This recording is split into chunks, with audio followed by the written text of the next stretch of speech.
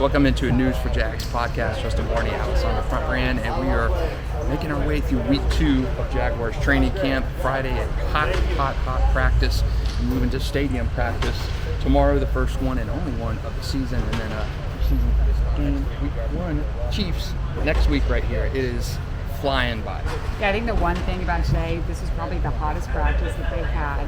There were a few injuries that is a little concerning, but I think most of those, except for Patrick Murtaugh's, was because of the heat. I think, like I said, it's the hottest day. They were fully tackling each other. They were in full pads. I think they still are adjusting to that. You know, they haven't been in pads for months since the last season. So finally, to put those on, there's going to be a little bit of an adjustment that they're going to need to take. Like I said, very hot today. Very hot today. We felt it. It was grilling out there. But I asked Imani Oriwori, is that right?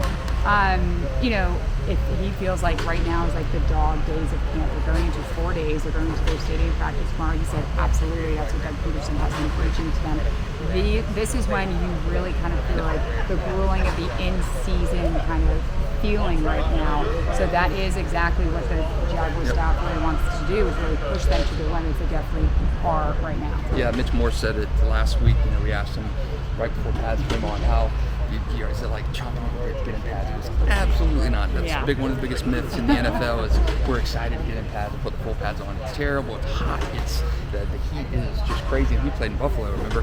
The heat is just intense. You're going and ramping things up.